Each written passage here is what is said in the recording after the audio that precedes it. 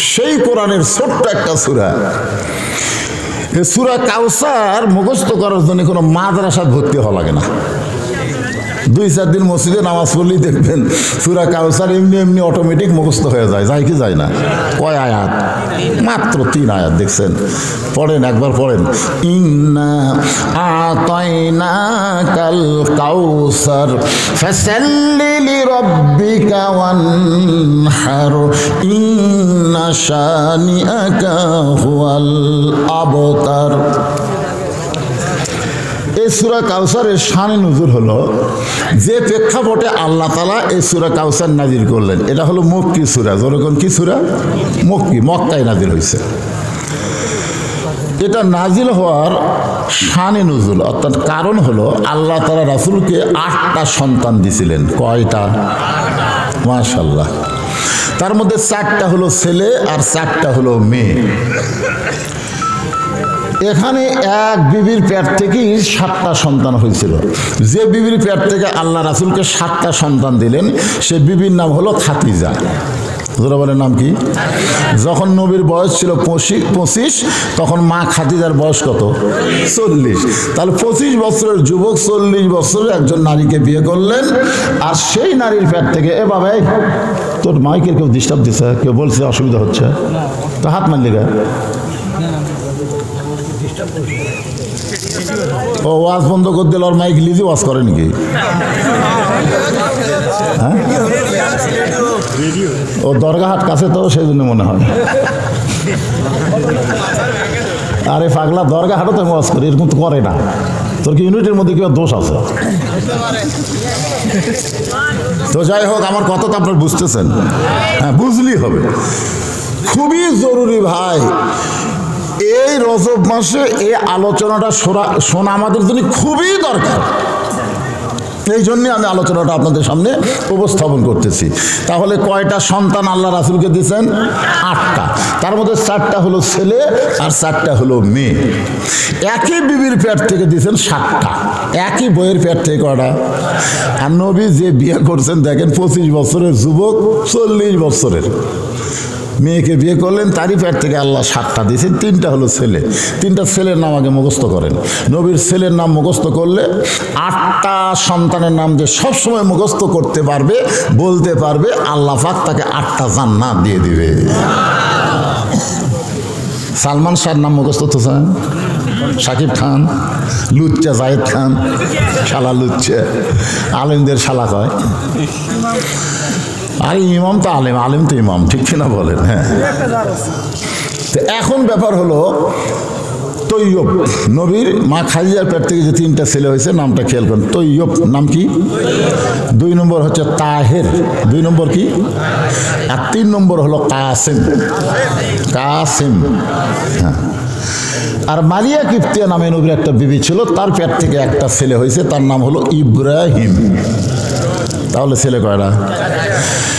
মা খাদিজার পেট থেকে 4টি মেয়ে আল্লাহ দান করেছেন।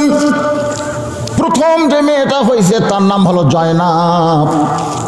এরপরে যে মেয়েটা হয়েছে তার নাম হলো রোকেয়া। রোকেয়ার পরে যে মেয়েটা হইল তার নাম হলো কুলসুমা।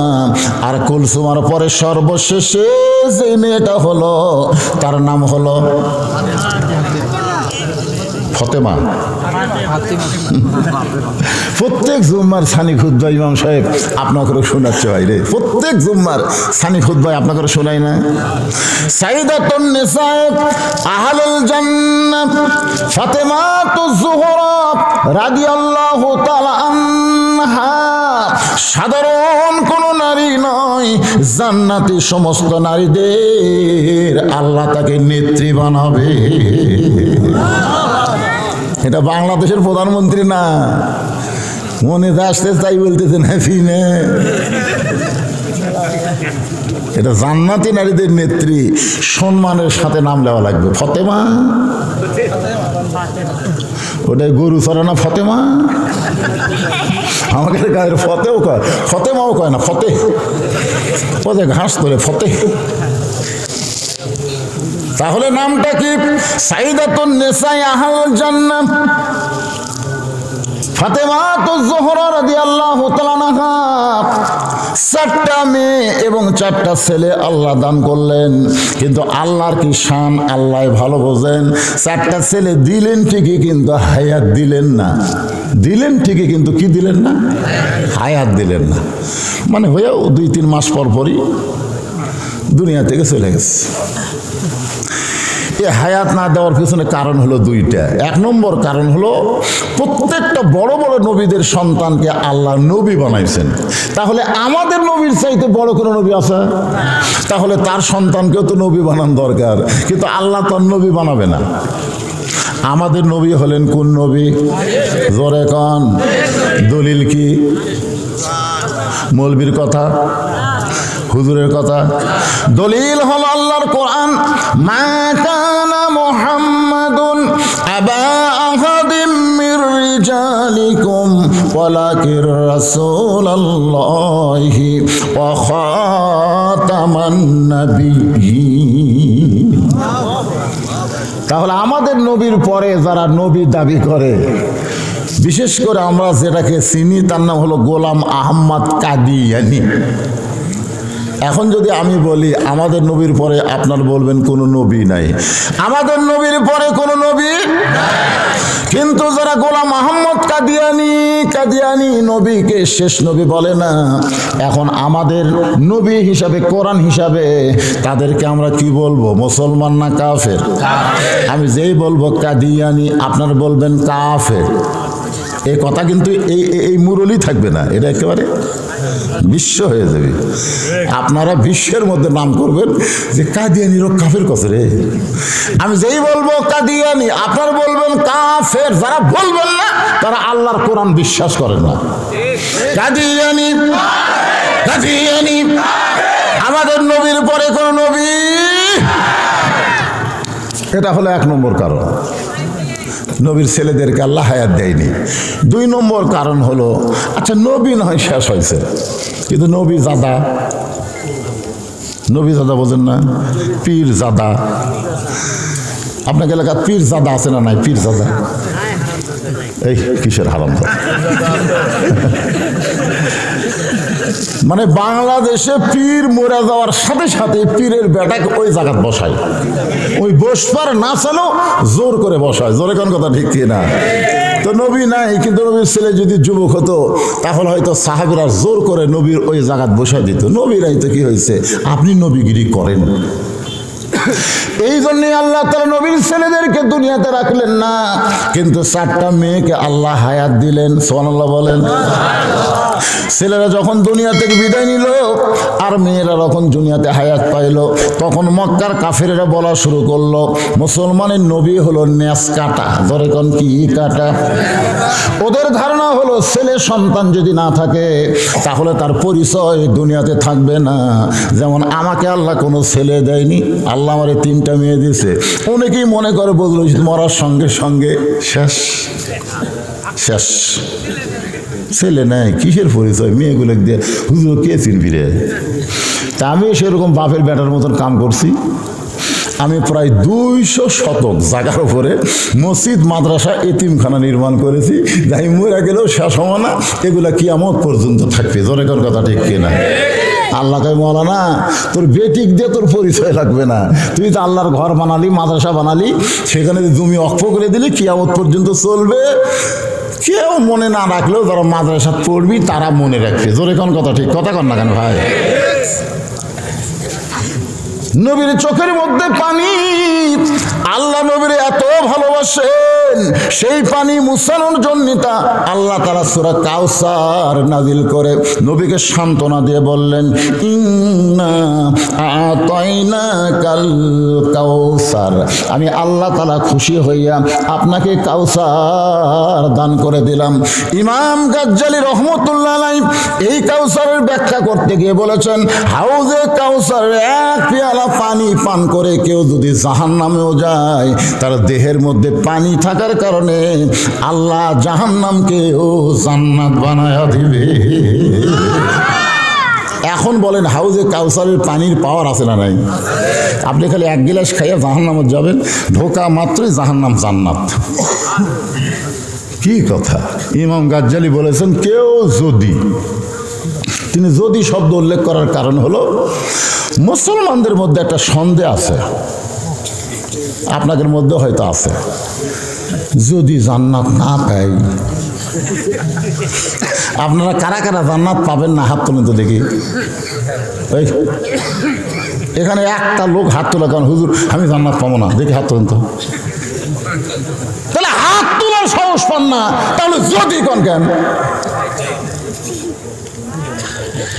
এটা কি আর কি আল্লাহর সাথে? মুসলমানের জন্যই আল্লাহ জান্নাত তৈরি করছে, আর সেই মুসলমান কয় যদি না পাই। বাপের সম্পত্তি বেটা যদি হয়, গ্রামের মধ্যে বলে বেড়াই যে যদি আমি বাপের সম্পত্তি না পাই, যদি না পাই, তাহলে গ্রামের লোকজন বলবে তোর জন্মে সন্দেহ আছে, তোর জন্মের মধ্যে কি আছে? সন্দেহ আছে। বাবার সম্পত্তি সন্তান যেমন ওয়ারিশ মোতাবেক পায়, লা ইলাহা ইল্লাল্লাহ মুহাম্মদ রাসূলুল্লাহ এ কলমা যারা স্বীকার করেছেন তারা জান্নাতের মালিক হয়ে যায়। মাইক এরকম হচ্ছে কেন বাবা? এই মাইক আবার এরকম হলো কেন? আরে ভালোই ছিল তো, হাত দিস না তো বাবা। ফাদখুলি ফি, সবাই বলেন ফাদখুলি ফি ইবাদি ওয়াদখুলি জান্নাতি। আচ্ছা, এই আয়াত শোনার পরেও আপনাদের কি সন্দেহ হচ্ছে? একটা হিসাব দেই, অঙ্কের হিসাব। বেহেশত কয়টা? 8টা, আর জাহান্নাম 7টা। বর্তমানের হিসাবে পৃথিবীতে মানুষ হচ্ছে 700 কোটি। বর্তমানে গোটা পৃথিবীতে মানুষ কত কোটি? তার মধ্যে 550 কোটি হলো বেঈমান, আর 150 কোটি হলো মুসলমান। আপনি ইহুদি বলেন, হিন্দু বলেন, খ্রিস্টান বলেন, এরা কি ইমান না বেঈমান? বেঈমান। সেই হিসাবে 550 কোটি হলো বেঈমান, আর 150 কোটি হলো মুসলমান। বেহেশত হলো 8টা, দোজখ হলো 7টা। একদিন সাহাবীরা বললেন হুজুর এই যে 7টা দোজখ আল্লাহ বানাইছে, এই দোজখগুলো কত বড়? মানে দোজখের একটা আয়তন আছে, বাংলাদেশের একটা আয়তন নাই? আয়তন অনুযায়ী দোজখ কত বড়? আল্লাহ নবী বললেন কোন একটা জান্নাতের মধ্যে যদি 7টা দোজখ ঢুকানো হয়, কোন একটা জান্নাতের মধ্যে যদি 7টা জাহান্নাম ঢুকানো হয়, তাহলে অনুবীক্ষণ যন্ত্র দিয়ে দেখতে হবে দোজখগুলো গেল কোন জায়গায়। সুবহানাল্লাহ জোরে কর। তাহলে 7টা জাহান্নাম একটা জান্নাতের মধ্যে ঢুকালে খালি চোখে দেখা যাবে না, অনুবীক্ষণ লাগে দেখা লাগবে এই জাহান্নাম কুটি রে। মানে জান্নাতের তুলনায় জাহান্নাম এত ছোট, সেই জাহান্নামের জন্য 550 কোটি, আর জান্নাত এত বড়। ফেরেশতা জিবরাইল বললেন আল্লাহ আপনি বান্দার জন্য যে জান্নাত বানাইছেন, আমি একটু জান্নাত দেখবার চাই। আল্লাহ বললেন যাও দেখে আসো। আলোর চাইতেও কোটি কোটি গুণ বেশি গতি হলো জিবরাইলের, আলোর চাইতেও কোটি কোটি গুণ গতি নিয়ে এই দুনিয়ার 1 মাস পর্যন্ত জান্নাত দেখলেন। ফেরেশতা জিবরাইল বলে আল্লাহ এত 1 মাস ধরে উড়ে উড়ে জান্নাত দেখলাম, এখন পর্যন্ত জান্নাতের সীমানা পাইলাম না। আল্লাহ বলে জিবরাইল জান্নাত যদি হয় 16 আনা, তুমি সবে মাত্র দেখছো তার 1 আনা। সর্বশেষে যেই ব্যক্তিকে জান্নাত দেওয়া হবে, সেই জান্নাত হবে পৃথিবীর চাইতে 9 গুণ বড়। সুবহানাল্লাহ, আসতে কোন কেবারে। তাহলে এত বড় বড় জান্নাতের জন্য আমরা মাত্র 150 কোটি, আর এই ছোট ছোট জাহান্নামের জন্য ওরা হলো 550 কোটি।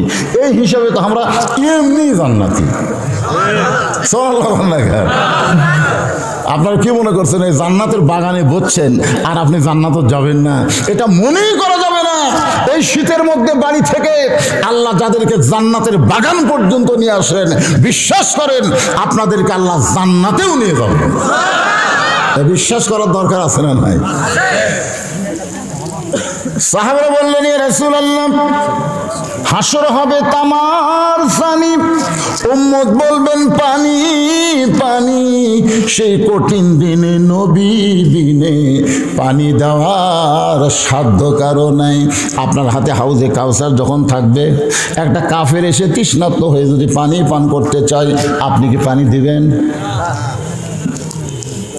আল্লাহ রাসূল বললেন, সাহাবীরা তোমাদের কি মনে হয়? সাহাবীরা বলতে, যে হুজুর আল্লাহ বলেছেন, ওয়ামা আরসালনাকা ইল্লা রাহমাতাল লিল আলামিন। আপনি হলেন গোটা বিশ্ব জগতের জন্য দয়া। তাইফের ময়দানে আপনাকে পাথর মারলো, আপনার দেহ দিয়ে রক্ত ঝরলো। যায়েদ বলতেছি, ইয়া রাসূলুল্লাহ, যারা আপনার দেহ দিয়ে রক্ত ঝরালো তাদের ধ্বংসের জন্য কি আপনি গড় দোয়া করবেন না? আল্লাহ রাসূল বলে, যায়েদ তুমি কি আমার মুখের দিকে লক্ষ্য করছো? আমি সবসময় দোয়া করতেছি। যায়েদ বলে, হুজুর দোয়া না গড় দোয়া? রাসূল বলে, যারা আমাকে পাথর মেরে রক্তাক্ত করলো আমি তাদের জন্য দোয়া করতেছি, আল্লাহ যেন তাদেরকে হেদায়েত দেয়। তাহলে যারা পাথর মারল তাদের জন্য যদি আপনি হেদায়েত কামনা করেন, কাফেররা যদি পানি পান করতে আসে হাসরের কঠিন দিনে, আপনি কি হাউজে কাউসারের পানি দিবেন না? রাসূল মুসকে হাসিয়া বললেন, হাউজে কাউসারের মালিক হচ্ছে আল্লাহ, আর আমি হলাম সাগিদার। আমি পাইকারি হারে সবাইকে হাউজে কাউসারের পানি পান করাতে পারবো না। কেবলমাত্র দুইটা আমল যারা করবে তারাই পান করবে।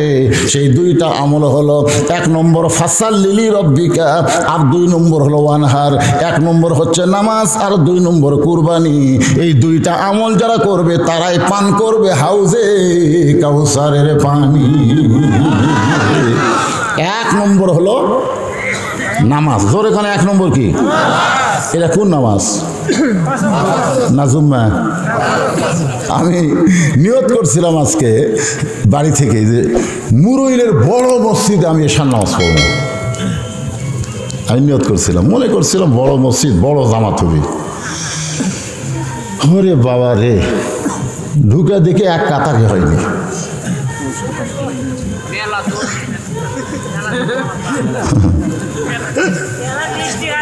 আচ্ছা, দোতলা কি জন্য বানাচ্ছেন? না না, আপনাদের মসজিদ কয়তলা? দোতলা বানাচ্ছেন কেন? এক কাতারে হয় না তো দোতলা কেন? মানে এই কথাটা আপনাদের মুখ থেকে আমি শুনবার চাচ্ছি। জুম্মার নামাজ,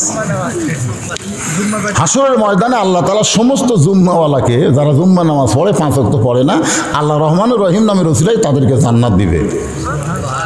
আল্লাহ বলবেন, যারা 5 ওয়াক্ত পড়নি আমি আল্লাহ তাদেরকে জান্নাত দিলাম, তোমরা যাও। এ বলার সাথে সাথে জুম্মা পাটি মারবে দৌড়। ওরা জান্নাতের কাছে গিয়ে দেখবে দরজার বিশাল একটা তালা।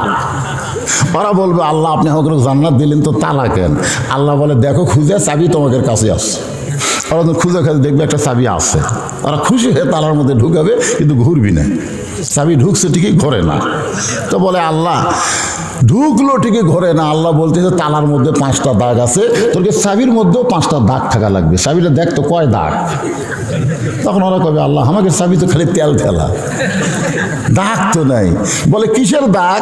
বলে, ফজর, জোহর, আসর, মাগরিব, এশা, এই 5টা দাগ যদি না থাকে তাহলে তালার মধ্যে ঢুকবি ঠিকই, ঘুরবি না।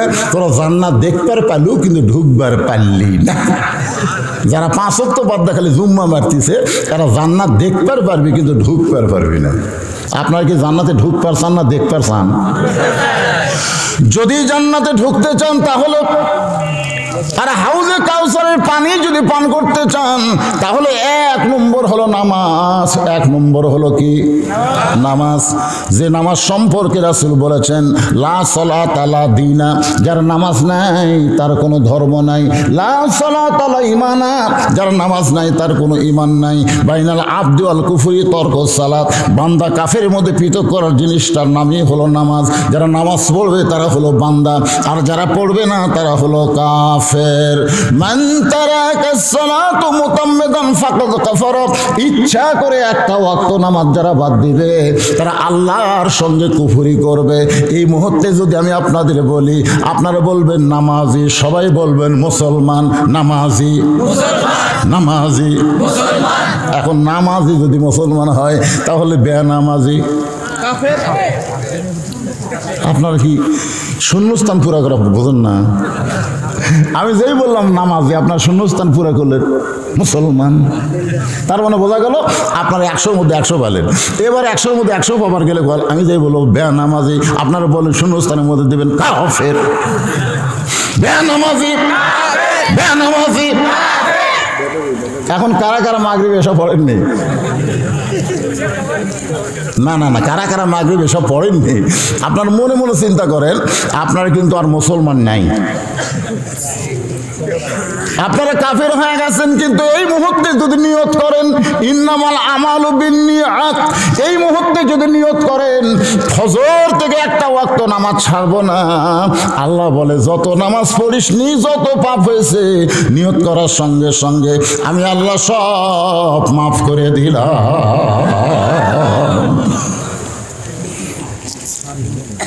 এখানে কিন্তু 5 ওয়াক্ত নামাজের কথা হবে। যেরকম কয় ওয়াক্ত?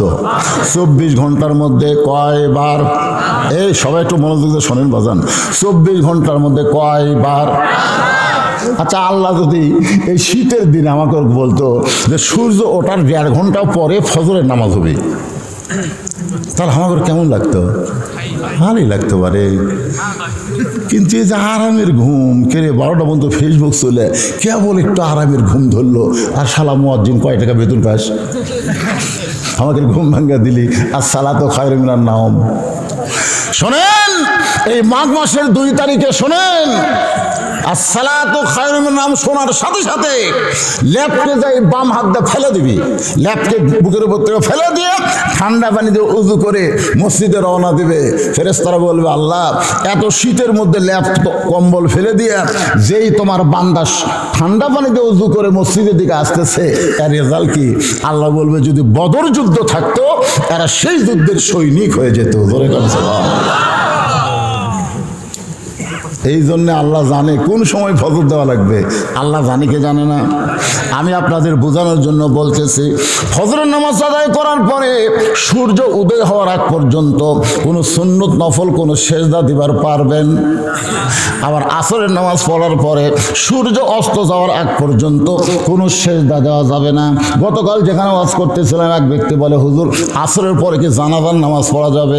আমি বললাম আসরের পরে জানাজা পড়া যাবে, কারণ জানাজার মধ্যে কোনো রুকু সেজদা নাই, আর রুকু সেজদা যার মধ্যে থাকে না, মানুষ নামাজ বললেও তার নামাজ হয় না। নামাজের মধ্যে অবশ্যই সেজদা থাকা লাগবে। তাহলে জানাজার নামাজ না, জানাজা হলো দোয়া। জোরে কান, জানাজা কি? আর জোরে কান। আমাদের মধ্যে ফেতনা লাগানোর জন্য কিছু লোক বলে জানাজার নামাজ। একটু মনোযোগ দিয়ে শুনবেন, নামাজ যদি বলেন অসুবিধা নাই, নামাজ মানে দোয়া। নামাজ হলো ফার্সি শব্দ, আমরা এখানে আলোচনা করতেছি হলো সালাত। 5 ওয়াক্ত নামাজ আদায় করা লাগবে পুরুষ মানুষের জন্য। বাড়িতে নামাজ পড়া না মসজিদে নামাজ পড়া? জোরে কন। আল্লাহ রাসূল বলেন মসজিদে 5 ওয়াক্ত নামাজের আজান হলো, আজান হওয়ার পরে কোনো পুরুষ মানুষ ইচ্ছা করে যদি বাড়িতে নামাজ পড়ে, ওই বাড়ির প্রতি আমি নবীর এত রাগ হয়ে যায়, আমি যেন অর্ডার দেই বাড়ি আগুন দিয়ে পুড়ে ছাই করে দাও। রহমতের নবী কি অর্ডার? আমাকে নবীর কি দয়ার শেষ আছে? আর সেই নবী আগুনের কথা বলতেছে। আজকে অনেকে বলে না যে হুজুরা হলো আগুন সন্ত্রাসী, হুজুরা আগুন সন্ত্রাসী, আমরা লইরে আমাকে নবী। নবী বলেছেন আমি অর্ডার দেই আগুন দিয়ে বাড়ি পুরো ছাই করে দাও, কিন্তু অর্ডার দিলাম না এই কারণেই ওই বাড়িতে শিশু বাচ্চার নারী থাকে। এই কথার দ্বারা বোঝা গেল পুরুষ মানুষের নামাজ বাড়িতে শূন্যস্থান পুরা করালেই ভাইজান। পুরুষ মানুষের নামাজ কোন নামাজ? কোন নামাজ? 5 ওয়াক্ত ফরজ নামাজ। আপনি সুন্নত পড়তে পারবেন, নফল পড়তে পারবেন, অসুবিধা নাই, কিন্তু 5 ওয়াক্ত 17 রাকাত নামাজ আপনার বাড়িতে পড়া যাবে না। এই 5 ওয়াক্ত নামাজ আপনাকে জামাত আদায় করা লাগবে। যখন ফজরের নামাজ আদায় করলেন বাজান গো, রাসূল ডাকতে বলে আল্লাহ এত কষ্ট করার পরে আমার উম্মতেরা ফজরের নামাজ আদায় করলো, এই আদায় করার পরে আপনি তাদের কি পুরস্কার দিবেন?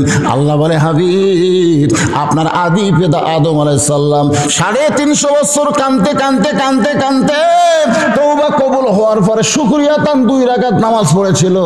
ওই নামাজটা আমার কাছে এতই ভালো লাগলো, আমি আপনার উম্মতের জন্য ফজরের ফরজ হিসেবে দিয়ে দিলাম।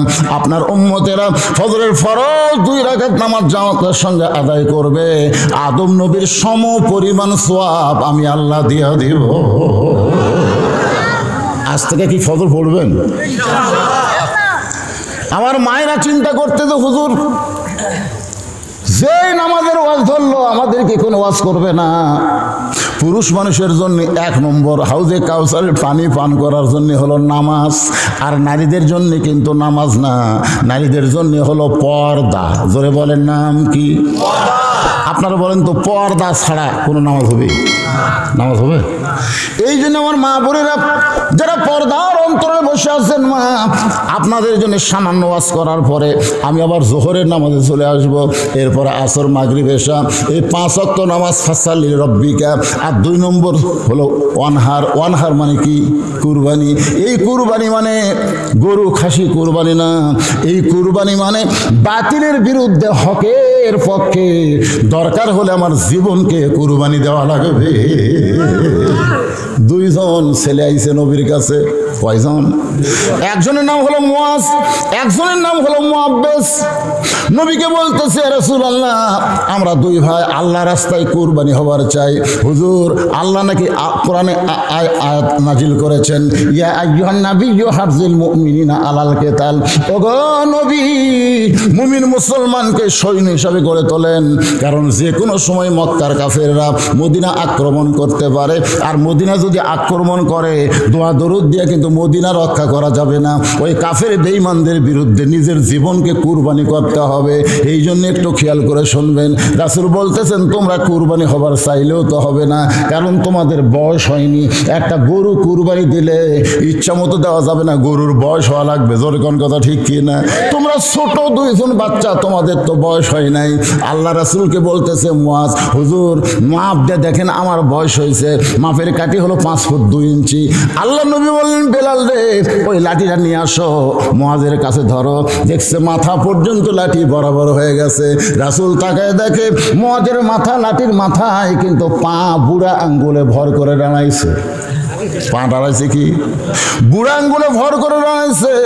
আল্লাহ নবী বললেন মুয়াজ তোমার লাঠির মাথা পর্যন্ত হয়েছে, কিন্তু পায়ে বুড়া আঙ্গুল ভর দিয়ে দাঁড়াইছো কেন? মুয়াজ বলতে সরা ফাইনালাকা জিকরাক। ওগো নবী আল্লাহ আপনাকে সবার উপর সম্মান দিয়েছে, আপনি উপর দিকে দেখবেন, নিচের দিকে আপনি দেখবেন না। রাসূল মুয়াজের কপালে চুমা দিয়ে বললেন তোমার কলিজার দিকে লক্ষ্য করে আল্লাহ তাআলা তোমার কুরবানি কবুল করেছে। মুয়াজ বলতেছে রাসূলুল্লাহ আমিও কুরবানি হতে চাই। মুয়াজ বলে হুজুর আমার চাইতে 3 বছরের ছোট, আমার চাইতে 3 বছরের ছোট, ওই মাপেও হবে না, শরীরেও শক্তি নাই। মুয়াজ বলতেছে হুজুর আমার বড় ভাই মিথ্যা কথা বলতেছে, ও লম্বা হতে পারে কিন্তু আমার সঙ্গে কুস্তিতে পারে না। যদি বিশ্বাস না হয় 2 ভাইকে কুস্তি লাগায় দেন। আল্লাহ নবী মুসকে হাসিতে 2 ভাইকে বললেন যাও তোমরা কুস্তি করো। এবার মুয়াজ আর মুয়াজ 2 জন কুস্তি করতেছে। কুস্তি করতে করতে এক সময় ছোট ভাই বড় ভাইয়ের কানে বলতেছে তুই তো কুরবানির জন্য সিলেক্টেড হয়ে গেছিস রে বড় ভাই, আমরা 2 জন কুরবানি নিয়তে বাড়ি থেকে বের হলাম। যদি নবীকে ডান দিক থেকে তরবারি মারে তুই ডানে দাঁড়াইলি, তোর দেহে তরবারি লাগলো, কিন্তু বাম দিক থেকে যদি তীর মারে ভাইজান তাহলে বলতো তখন বাম দিকে কে থাকবে? আমি থাকবো বাম দিকে, তুই থাকবি নবীর ডান দিকে। আবার কাফের বেঈমানেরা নবীকে যদি সামনের দিক থেকে আক্রমণ করে তুই সামনে গিয়ে দাঁড়াবি, কাফেরদের তরবারি তোর গায়ে লাগবে, নবীর গায়ে লাগবে না। আর পিছন দিক থেকে যদি বর্ষা মারে আমি পিছন দিকে দাঁড়াবো। ভাই আমি তোর চাইতে শক্তি কম হলে কি হবে? আজকের দিনে তুই একটু দুর্বল হয়ে আমাকে বুকের উপর উঠাইয়া দে। এবার মুয়াজ কানতে কানতে ছোট ভাই মুআব্বাসকে বুকের উপর যখন উঠাইয়া দেয়, আল্লাহ নবী 2 জনের কপালে চুম্বন দিয়ে বলে এইরকম ঈমান যখন মুসলমানের জাগ্রত হবে আল্লাহর জন্য নিজের জীবনকে কুরবানি দিবে, বাতিলের ক্ষমতা নাই মুসলমানের এরিয়ার মধ্যে ঢুকতে পারে। আর আজকে আমরা 7 তারিখে কি করলাম? হাইরে কুরবানি করছি ভাই। কুরবানির ওয়াজ হবে ডাইরেক্ট অ্যাকশন, কিন্তু এখন নামাজের ওয়াজ হচ্ছে, আর নামাজের ওয়াজ করতে গিয়া আমার মা বোনদের একটু পর্দার ওয়াজ না করলে হবে না। যেরকম ঠিক কিনা? ইয়াকুব নবীর নাম শুনছেন? ইয়াকুব নবী নির্জনে বসে আল্লাহর কাছে কাঁদতেছে, আল্লাহ আল্লাহ আমাকে তুমি 12টা সন্তান দিলে, 12টা, তার মধ্যে 2টা ভালো, এই 10টা এত খারাপ কেন? এই খুব খেয়াল করে শুনবেন। কয় সন্তান? 12টা সন্তান, 2টা ভালো, বনিয়ামিন আর ইউসুফ খুবই ভালো, কিন্তু এই 10টা এত খারাপ কেন? আমি নবী হয়ে জন্ম দিলাম, তারপরে 2টা ভালো 10টা খারাপ, কারণ কি? আল্লাহ বলতেছেন, ইয়াকুব তোমার বউ কয়টা? ইয়াকুব বলতেছে, আল্লাহ আমার বউ তো 2টা। তোমার যে বউ ভালো, সে বউয়ের পেট থেকে যে 2টা সন্তান হয়েছে, এই 2টা সন্তান ভালো। আর তোমার যে বউ খারাপ, ওই বউয়ের পেট থেকে যে 10টা সন্তান হয়েছে, ওই 10টা সন্তান হলো খারাপ। এখান থেকে কি বুঝলেন? বাবার কারণে সন্তান ভালো মন্দ হয় না, ভালো মন্দ হয় মায়ের কারণে। তাহলে আমার সেই মায়ের জন্য একটু ওয়াজ করার দরকার আছে না নাই? দরকার আছে না নাই? আমি নামাজের ওয়াজ আসতেছি ভাইজান, তার আগে আমার মা বোনদের জন্য সামান্য কিছু ওয়াজ করার পরেই চলে আসতেছি। গভীর রাত্রে ফাতেমা হযরত আলীকে বুকের মধ্যে নিয়ে কাঁদতেছে। গভীর রাত, বিবি তার স্বামীকে বুকের মধ্যে নিয়ে কান্দে। আলী বলে, ফাতেমা কান্দার কারণ কি? ফাতেমা বলছে, স্বামী গো, আমার কান্দার কারণ হলো আল্লাহ পাক আমার দোয়া কবুল করেছে। আলী বলে, ফাতেমারে, দোয়া কবুল করার পরে মানুষ কোনোদিন কান্দে না, বরং দোয়া কবুল করার পরে মানুষ খুশি হয়ে যায়। ফাতেমা বলে, স্বামী গো, কি দোয়া আল্লাহ কবুল করছে? আপনাকে সেইটা শুনবেন না? আলী বলে, ফাতেমা কি দোয়া কবুল করছে বলো? বলে, আমি যে পর্দার মধ্যে মৃত্যুবরণ করব, এই দোয়া সবসময় করেছি, আল্লাহ আমার মৃত্যুটা তুমি পর্দার মধ্যে দিও। আল্লাহ তাআলা আমার পর্দার মধ্যে মৃত্যু দোয়া কবুল করেছে। আলী বলে, ফাতেমারে, সারা জীবন যেই মেয়েটা পর্দা করলো, মরার সময় তো আল্লাহ তাকে পর্দার মধ্যেই মৃত্যু দিবে, তাহলে তুমি আনন্দ করো, কান্দো কেন? ফাতেমা বলে, স্বামী গো, এই মৃত্যুটা কবে হবে এটা কি আপনি জানেন? আলী বলে, ফাতেমা, মৃত্যুর খবর একমাত্র আল্লাহ ছাড়া দুনিয়ার কেউ বলতে পারে না। ফাতেমা বলে, স্বামী গো, আল্লাহ পাক আমারে জানাইছে আজকে গভীর রাত্রে ফাতেমার মৃত্যু হবে। যেই কইছে গভীর রাত্রে ফাতেমার মৃত্যু হবে, গাছের গোড়া কাটলে গাছটা যেমন ঠাস করে পড়ে যায়, হযরত আলী তেমনি পড়ে গেলেন ঘরের মাঝায়। মা ফাতেমা মুস্কি মুস্কি হাসতেছে। যিনি গভীর রাত্রে মৃত্যুবরণ করবেন, তিনি হাসতে হাসতে এসে স্বামীর মাথাটা উরাতের উপরে নিয়ে কপালে একটা চুমা দিয়ে বলে, স্বামী গো, আপনি হলেন আসাদুল্লাহিল গালিব, আপনি হলেন আনা মাদিনাতুল ইলমি ওয়া আলী বাবুহা। এই দুনিয়ার সবচাইতে বড় আলেম হচ্ছে হযরত আলী, আর সবচাইতে বড় বীর কে? জোরে কোন? সবচাইতে বড় বীর শক্তিশালী হচ্ছে হযরত আলী, আবার সবচাইতে বড় আলেম হচ্ছেন হযরত আলী। তাহলে জ্ঞানের দিক দিয়ে আপনি 1 নম্বর, আর বীরের দিক দিয়ে আপনি 1 নম্বর। তাহলে বইয়ের মৃত্যুর খবর শুনে এভাবে আপনি পড়ে গেলেন কেন? আপনি কি জানেন না এ দুনিয়া থাকার জায়গা না, এই দুনিয়াতে আসলে যাইতে হবে। আমি যখনই বলবো আসলে, আপনার সকলে বলবেন যাইতে, সবাই বলবেন। আচ্ছা, কে থাকবেন?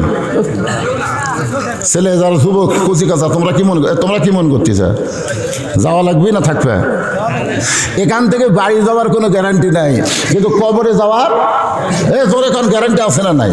তাহলে আমি যেই বলবো আসলে, আপনার সকলেই জবান খুলে বলেন যাইতে হবে। আসলে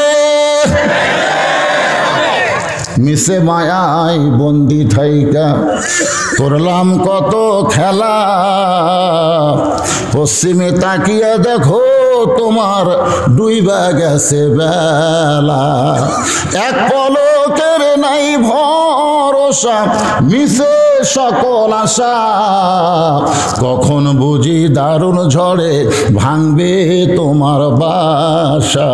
ফাতেমা বলে, স্বামী গো, আজকে গভীর রাতে আমার মৃত্যু হবে। এই কথা শুনে আপনি কাঁদতে কাঁদতে পড়ে গেলেন। আপনি যদি এভাবে দুর্বল হয়ে যান, তাহলে আমার 3টা চাওয়া কে পুরা করবে? আলী কান্দার বলে, ফাতেমা, দুনিয়ার জীবনে চাইলে কষ্ট পাবো, এই জন্য কিছুই চাইলা না, আর মৃত্যুর পরে তুমি কি চাইবা ফাতেমা? ফাতেমা ফাতেমা বলে 1 নম্বর চা হলো আমাকে রাতের বেলায় কিন্তু দাফন করা লাগবে। আমি রাতের বেলা মৃত্যুবরণ করব, আর দিনের বেলা আমার কবর দেবেন, আমার পর্দার খেলাফ হয়ে যাবে, এই জন্য রাতের বেলায় আমাকে দাফন করা লাগবে। আমার 2 নম্বর চা হলো আমার কোনো জানাজার ব্যবস্থা করবেন না, আমার কোনো জানাজার ব্যবস্থা করবেন না। আমার 3 নম্বর চা হলো আমার লাশটা কিন্তু খাটনিতে তুলবেন না। আমি ফাতেমার দেহের ওজন কত এটা দুনিয়ার কোনো পুরুষ মানুষ যেন বুঝবার না পারে। আমার বাবা যদি দুনিয়াতে থাকতো, মরা মেয়ের লাশের খাটনি বাবা কান্দে নিবার পারতো।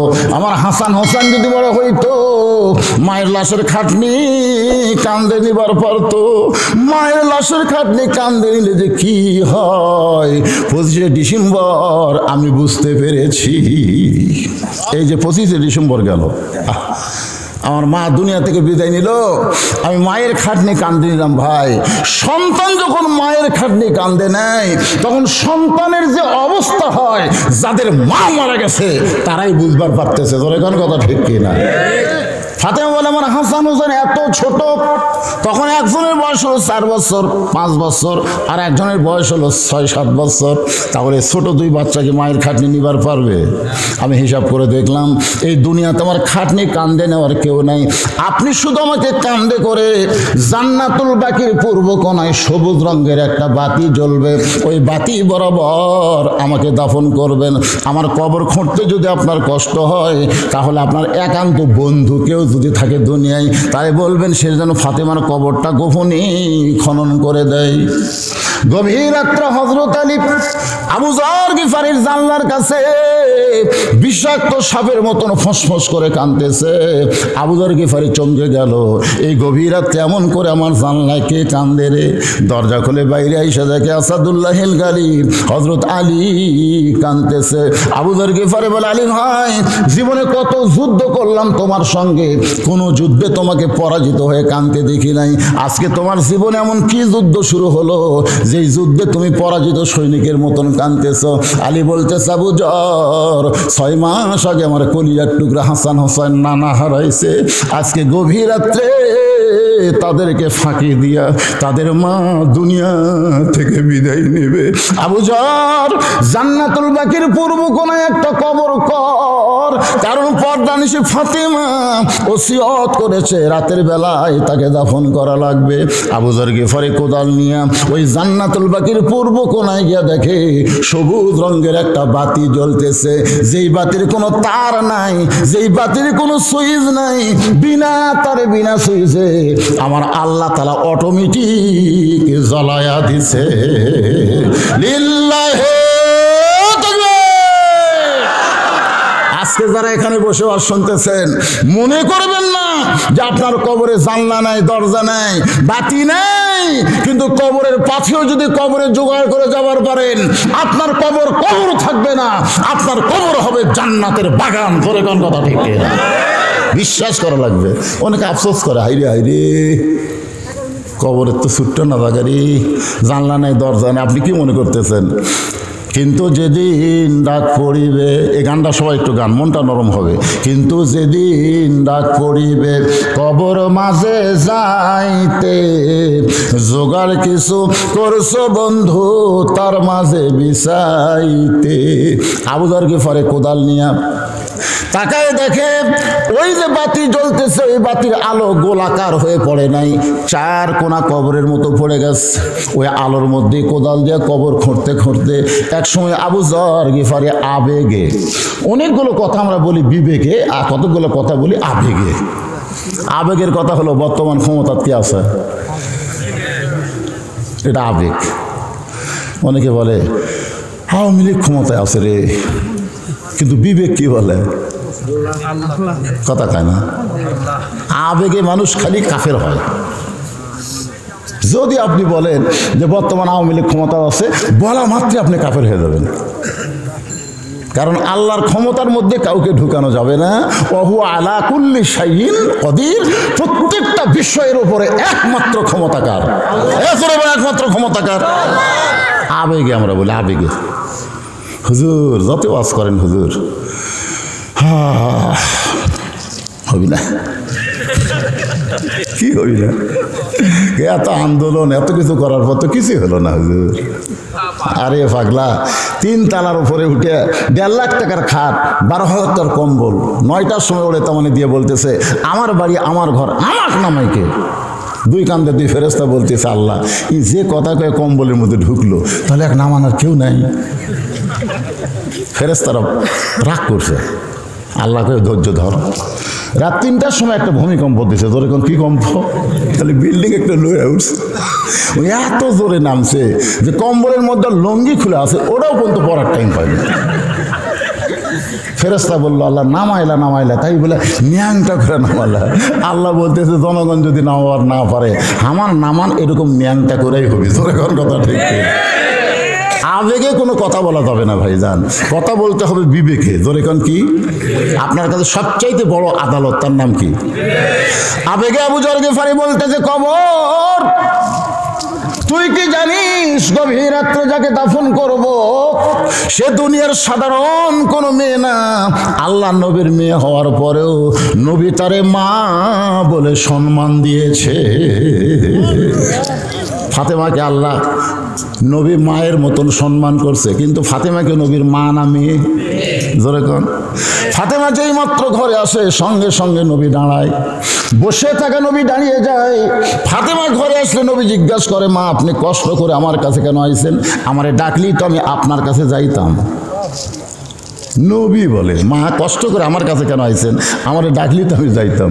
তো মা আয়েশা 6 লক্ষ হাদিসের হাফেজা ব্যাধি হয়ে গেছে, ব্যাধি হয়ে বলতেছি ইয়া রাসূলুল্লাহ এটা একটা কথা হলো, মেয়ে ঘরের মধ্যে আসলে বাপ কেন খাড়া হবে, আর বাবা মেয়ে কেমন কথা কেন বলবে? আল্লাহ রাসূল বলে আয়েশা দুনিয়ার সমস্ত মানুষ জানে ফাতেমা আমার মেয়ে, কিন্তু আমি নিজের চোখে দেখেছি ফাতেমা আমার মা। সোনাল্লাহ কন না কেন? আপনি বলেন তো শোনা কথা আর দেখা কথা দুইটাকে এক? মাইশা বললেন হুজুর কেমনে দেখলেন? রাসূল বললেন তায়েফের ময়দান থেকে রক্তমাখা দেহ নিয়ে আমি যখন মক্কাতে আসলাম ওই সময় আমাকে আদর করার চাচা আবু তালেব নাই, আমার দরদের বিবি খাদিজাও দুনিয়াতে নাই। ওই সময় আমাকে দরদ করার মেয়ে হলো আমার 4টা মেয়ে। ধরে কোন কয়টা মেয়ে? মেয়েরা বাপকে দয়া কম করে না বেশি করে? রাসূল বললেন 3টা মেয়ে আমার একসঙ্গে ঘরের মধ্যে ঢুকলো, জয়নাব কুলসুম আর ওকে ওরা 3 জন আমার মাথায় হাত দিয়ে বললো বাবা তায়েফবাসী এত পাথর মারছে, এই কষ্ট আপনি কেমনে সহ্য করবেন বাবা? আপনার চামড়া কেটে রক্ত বের হয়ে গেছে, গোটা দেহ ক্ষত হয়ে গেছে, এই কষ্ট আপনি কেমনে সহ্য করবেন? রাসূল বলে আয়েশা রে 3টা মেয়ের মতন কথা বলে যখন ঘর থেকে বাইরে যায় এমন সময় ফাতেমা ঘরের মধ্যে ঢুকি দরজা বন্ধ করে দেয়। আমি রাসূল চমকে গিয়ে বললাম ফাতেমা ঘরের মধ্যে ঢুকে দরজা বন্ধ করলেন কেমা? ফাতেমা বলে বাবা আপনার মাধ্যমে আল্লাহকে আমি কয়টা কথা বলবার চাই, আমার সরাসরি কথা বলার যোগ্যতা নাই, আপনার মাধ্যমে আমি আল্লাহকে বলতে চাই। ফাতেমা বললেন আল্লাহ তোমার যদি বাবা থাকতো আর তোমার বাবা যদি আজকে তায়েফে যাইতো আর তায়েফবাসী যদি পাথর মারতো, আল্লাহ বলো তো তোমার কেমন লাগতো? তোমার বাবা নাই বলে তুমি ফাতেমার বাবার দরদ বুঝতে পারলা না। তুমি ইব্রাহিম নবীর জন্য নমরুদের চুলা শান্তির বাগান বানায় দাও, মুসা নবীর জন্য সাগরকে তুমি রাস্তা বানাও, আর আমার বাবার জন্য তায়েফের পাথর তুমি তুলা বানাবার পারলা না। জন্মের আগে আমার বাবা হারাইছে, 6 বছর বয়স আমার বাবা মা হারাইছে। তুমি জানো গো আল্লাহ এই বছরেই তুমি তার চাচা আবু তালেবকে নিয়ে গেলা, আবার এই বছরই আমার মা খাদিজাকে তুমি দুনিয়া থেকে টান দিলে, আবার এই বছরে তুমি তায়েফে আমার বাবাকে রক্তাক্ত করে দিলে। এই কথা বলে যখন ফাতেমা দরজা খুলে বার হয়ে যায় রাসূল বলে আয়েশা রে আমি মনে করেছি আমার ফাতেমা মনে হয় পাগলি হয়ে গেছে। আমি তাকায় দেখি উঠানে পানি গরম করতেছে আর জয়তুনের তেল গরম করতেছে। কিছুক্ষণ পরে এসে আবার যখন দরজা বন্ধ করে দেয় আমি বললাম রাগ করে ফাতেমা তুই আবার কেন দরজা বন্ধ করলি? ফাতেমা বলে বাবা সন্তান যখন বড় হবে ওই সন্তানকে গোসল করাইতে গেলে দরজা খুলে গোসল করানো যাবে না। রাসূল বলে আয়েশা রে আমার মাথা ফাতেমার উরাতের উপরে আমার গোটা দেহের কাপড় খুলে ওই নরম কাপড় গরম কাপড়ের মধ্যে পানির মধ্যে চুবড়াইয়া চুবড়াইয়া আমার গোটা দেহ পরিষ্কার করে ওই নরম হাত দিয়া যখন আমার ক্ষতস্থানে জয়তুনের তেল লাগায় দেয়, আমি নবী কখন যেন ফাতেমার উরাতকে বালিশ বানায় ঘুমিয়ে গেছি। ওই ঘুমের ঘুরে আমি স্বপ্নে দেখতে পাই আমার শিওরের পাশে আমি না মা আমার দাঁড়িয়ে কাঁদতেছে। আমি স্বপ্নকে বাস্তব মনে করে মা বলে আমি না হাত ধরলাম, কিন্তু ওই সময় ফাতেমা আমার কপালে চুমা খায়, ফাতেমার চোখের পানি আমার চোখের মধ্যে ঢুকে আমার ঘুমটা ভাঙে যায়।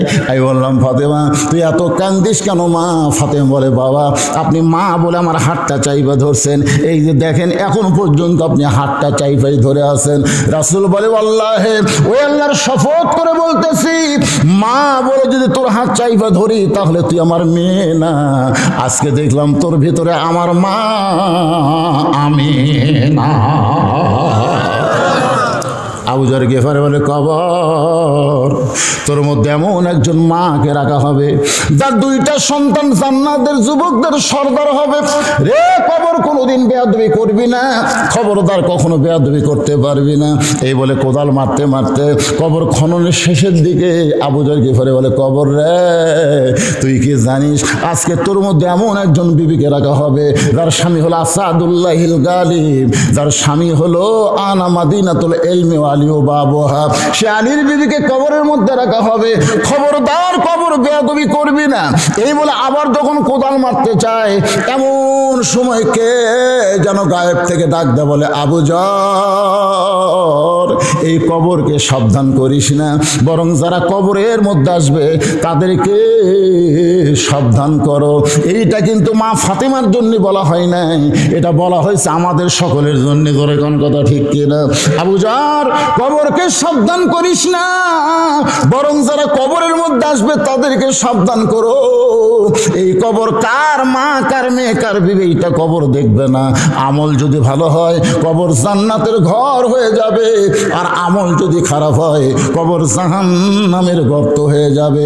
এই শব্দ শোনার পরে আবু যর গেফারি দুইটা হাত থরথর করে কাঁপতেছে, আর কোদাল মারতে পারে নাই। গোরস্থান সাইরা জান্নাতুল বাকি সাইরা কোথায় যেন আবু যর গেফারি দৌড় মারছে, কোথায় যেন পালায় গেছে। নির্দিষ্ট সময়ে হযরত আলী ফাতেমার দেহ কারা নেওয়ার জন্য ঘরের মধ্যে ঢুকেছে, কারণ ফাতেমার গভীর রাত্রে দাফন করা লাগবে, তার কোনো জানাজা হবে না, তার লাশটা খাটনিতেও তোলা চলবে না।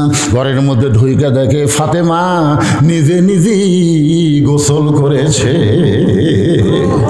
মেয়ে পুরুষ মারা গেলে গোসল করানোর দরকার আছে না নাই? কিন্তু ফাতেমা নিজে নিজে গোসল করেছে। ফাতেমা নিজে নিজে কাফনের কাপড় পরে শুধু দুইটা হাত বের করে রাখছে, আর মুখটা বের করে রেখে দুই পাশে দুইটা সন্তানকে ঘুমায় দিছে। কারণ হাসান হোসেন যদি চেতন থাকে তাহলে মাকে দাফন করার ব্যাপারে ওর বাপকে অসুবিধা করতে পারে। এই জন্য ফাতেমা সতর্ক হইয়া দুইটা সন্তানকে ঘুমায় দিছে। হযরত আলী দুই সন্তানের মাঝখান থেকে ফাতেমারে কান্দে করে নিয়ে ওই জান্নাতুল বাকির কাছে গিয়ে বলতেছে আবু যর কবর যদি খোঁড়া হয়ে যায় কবর ছেড়ে চলে যায়, কিন্তু আমার আল্লাহ তাআলা আবু যর গেফারিকে আগেই কবর থেকে সরায় নিছে। হযরত আলী নিজেই ফাতেমাকে দাফন করার পরে আল্লাহর কাছে বলতেছে মাবুদ গো দুনিয়াতে গরিব ছিলাম বলে ফাতেমার মনের আশা আমি পুরা করতে পারি নাই, আজকে দাফন করার পরে তোমার কাছে কান্দি আমার ফাতেমাকে তুমি কবুল করে নাও। এ দোয়া শেষ করার পরে হযরত আলী তাকায় দেখে সামনে কয়েকটা পুরাতন কবর দেখা যায়। এই মাত্র ফাতেমাকে কবর দিয়েছে, সেই নতুন কবর আর নাই। কোথায় ফাতেমার কবর? কোথায় গেল ফাতেমার কবর? গোটা জান্নাতুল বাকি দৌড়ায়, গোটা জান্নাতুল বাকি দৌড়ায়। ফাতেমার কবর কোথায় রে? ফাতেমার কবর কোথায়? কে যেন ডাকতে বলে আলী রে। ফাতেমা হলো পর্দানিশী, আমি আল্লাহ জোহরা ডিগ্রি দিয়া ফাতেমার কবরটাকে কিয়ামত পর্যন্ত পর্দা করে দিয়েছি। মায়েরা রে পর্দার অন্তরালে যারা আছেন মা, যদি আপনারা জান্নাতে যাবার চান, আপনাদের জান্নাতি নারীদের নেত্রী হবে ফাতেমা। ওই ফাতেমার সিগনেচার ছাড়া কিন্তু জান্নাতে যাবার পারবেন না। তাহলে এখন ফাতেমার মতো নারীদের পর্দা করার দরকার আছে না নাই? ফজরের নামাজ পড়তে গেছে হযরত আলী, কোন নামাজ? আবু যরকে খুঁজতেছে, কে রে? ওকে আমি কবর খুঁড়তে দিয়ে বেটালাম, এই বেটা গেল কোথায়? না, হযরত আলীর সবচাইতে আপন বন্ধু কিন্তু আবু যর, একসাথে নামাজ পড়ে, সুবহানাল্লাহ কেন? কিন্তু ফজরের সময় আবু যরকে ফেলেন না। যোহরের সময় হযরত আলী গোটা মসজিদ খুঁজলেন, আবু যর নাই। আসরের সময় খোঁজেন নাই। সমস্ত সাহাবীরা আবু যরকে খুঁজে আর পায় না। কোথায় আবু যর? কয়েক বছর আবু যরকে আর মদিনায় পাওয়া যায় না। কয়েক বছর পর আবু যর গিফারি পাগল হয়ে মদিনায় ঘুরতেছে। ছোট ছোট বাচ্চারা পাথর মারতেছে আর বলে ওই যে পাগল যায়। আবু যর গিফারি গেলে হাসে আর কান্দে না, খালি হাসে, পাগলের মতন খিকখিক করে হাসে। এমন সময় রাস্তা দিয়ে আলী যাওয়ার বলে, রে ছোট বাচ্চারা, পাগল মনে করে কারো পাথর মারতেছ? মদিনার বাচ্চারা বলে আমরা তো ওনাকে চিনি না, আমরা তো ওনাকে চিনি নাই পাগলকে। হযরত আলী পাগলের কাছে আইসা দেখে পাগল আর কেউ না, পাগল হলো আবু যর। আবু যর, আমার ফাতেমার কবর খুঁড়তে গিয়ে কবর খনন করে কোথায় হারাইলি ভাই? এত বছর হলে তোরে খুঁজতেছি, তোরে আর মদিনায় দেখি না, তুই কোথায় ছিল আবু যর? একটা আবার কথা বল, কবর খুঁড়তে খুঁড়তে কেন তুই কবর ছেড়ে পালায় গেলি? আবু যর গিফারি কোন ওই কথা বলে না। আলী বলতেছে আবু যর কথা বল, কথা বল। আবু যর গিফারি যখন কথাই বলে না, হযরত আলী আবু যর গিফারিকে বুকের মধ্যে একটা চাপা মারছে। চাপা মারার সঙ্গে সঙ্গে আবু যর গিফারির জবান দিয়ে বের হচ্ছে কবর কবর কবর। তিনবার কবর কবর বলে মাটিতে পড়ে যায়। হযরত আলী উরাতের উপরে মাথা নিয়ে কবরে চুম্বন দিয়া দেখে আবু যর গিফারি আর দুনিয়াতে না। আলী কান্দে বলে আবু যর, কবর খুঁড়তে গিয়ে তোর কি হলো ভাই? দুনিয়ার কোনো মানুষকে না বইলাম, কবর কবর কবর বলে তুই দুনিয়া থেকে বিদায় নিলি। আবু যর গিফারির এই অবস্থা দেখে আলী চিৎকার করে বললেন, দুনিয়াবাসীরে শোনো, ওই কবরে যখন আমাদের যাইতে হবে খালি হাতে যাইও না, কবরে যাওয়ার পাতিও জোগাড় করে তারপরে তোমরা কবরে রওনা দিও। আজকের এই মক্তবের উন্নয়ন গল্পে মাহফিলে ভাই আমি আরো 1 ঘন্টা ওয়াজ করবো, আমার ওয়াজের কোনো আপত্তি নাই। কিন্তু এই মুহূর্তে কবরে যাওয়ার পাথর হিসাবে মক্তবের যে সাইজ দেখলাম ভাইজান, আজকে প্রাইমারি সরকার হাজার হাজার টাকা দিয়া, কোটি টাকা দিয়া প্রাইমারি সংস্কার করে। একতলা প্রাইমারি দোতলা হয়, দোতলা প্রাইমারি 3 তলা হয়, কিন্তু কোরআন যেখানে শিক্ষা দেওয়া হয় সেই মক্তবের কোনো উন্নতি। আমি কয়েক বছর আগে আইছিলাম মোটর সাইকেল নিয়ে, তাই না? তখন যা দেখছিলাম এখনো তাই। ভিতরে মনে হয় ব্যাগ লিয়া সব বসে আছে, ওই যে ব্যাগ, ব্যাগের টাকা দেওয়া মক্তবের কি হবি রে? এখানে এমন আল্লাহর বান্দা আছে 500,000 টাকা দিবি, ব্যাগও দিবি না। কবরের কথা মনে করে, কবরের পাথেও চিন্তা করে। আল্লাহর কোন পাগল আছেন যে 1,000 টাকা দেবেন? আল্লাহ আপনার বাপ মার কবরকে জান্নাত বানাই দিবে।